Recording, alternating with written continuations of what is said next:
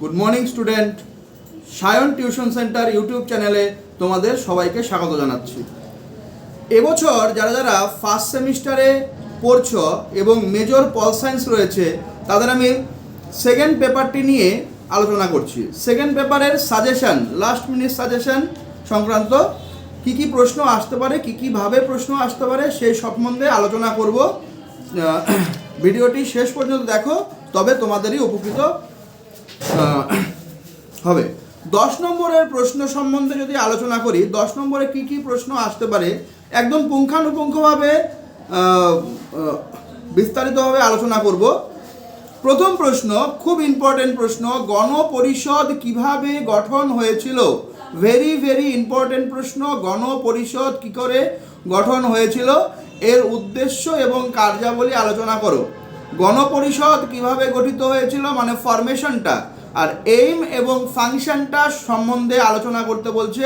এটা কিন্তু খুব ভালো, মানে খুব ভালো প্রশ্ন, স্ট্যান্ডার্ড প্রশ্ন এবং পরীক্ষায় আসতে পারে এমন প্রশ্ন।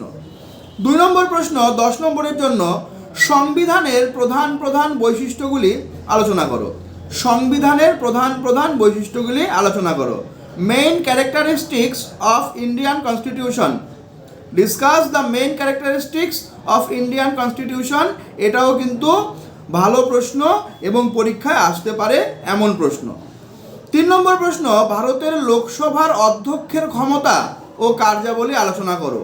পাওয়ার অ্যান্ড ফাংশন অফ লোকসভার অধ্যক্ষকে আমরা অধ্যক্ষের ক্ষমতা এবং কার্যাবলী আলোচনা করতে হবে এখানে।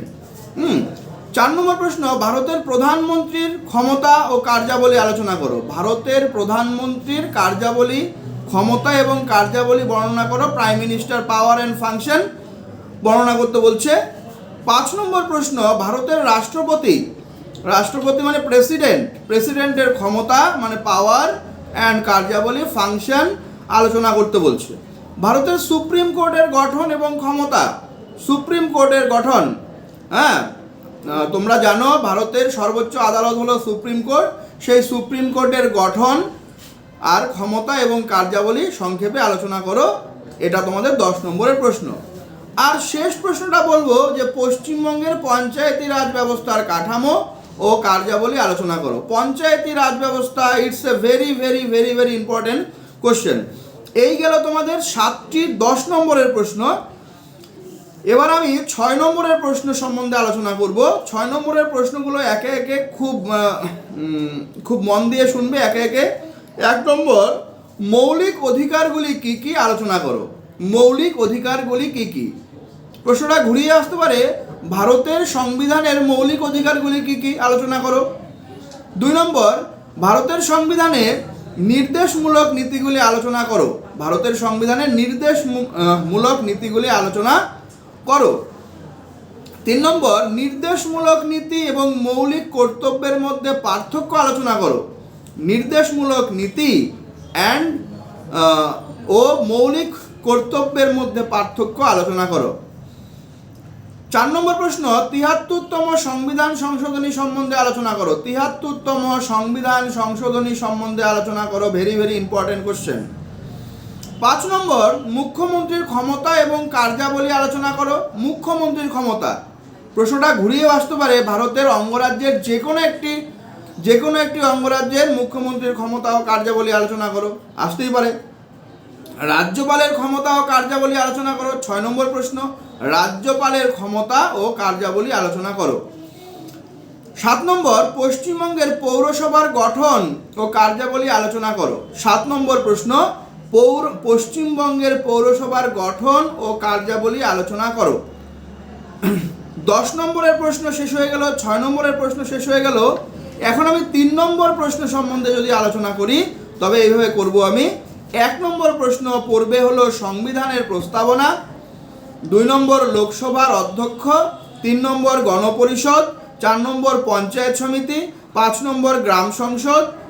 6 নম্বর, রাষ্ট্রপতির জরুরিকালীন অবস্থা। এবং 7 নম্বর, হাইকোর্ট। পশ্চিমবঙ্গের হাইকোর্টও হতে পারে, হাইকোর্টও হতে পারে।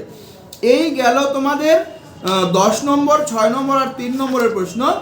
1 নম্বরের যে এমসিকিউগুলো থাকবে 10টা, সেটা তো ইম্পর্টেন্ট দেওয়া খুব কঠিন। তো 10 নম্বরের প্রশ্ন আর 6 নম্বরের প্রশ্ন একটু হেরফের হতে পারে, কিন্তু এই 10 নম্বর আর 6 নম্বরের প্রশ্ন এখান থেকেই আসবে। যদি আমার এই সাজেশনটা খুব ভালো করে লক্ষ্য করে যাও, দেখবে 10 নম্বরের প্রশ্ন আর 6 নম্বরের প্রশ্ন 100% কমন পড়ে যাবে। আর 3 নম্বরের প্রশ্ন 10 নম্বর আর 6 নম্বরের থেকেই কিন্তু খুব ভালো করে দেখবে কমন পড়ে যাবে। এই হলো তোমাদের ফার্স্ট সেমিস্টার মেজর পল সায়েন্সের সেকেন্ড পেপারের সাজেশন। আমরা ফার্স্ট পেপারের সাজেশন এবং অন্যান্য বিষয়ের সাজেশনগুলো নিয়ে একে একে হাজির হব। ততক্ষণের জন্য ধন্যবাদ সবাইকে।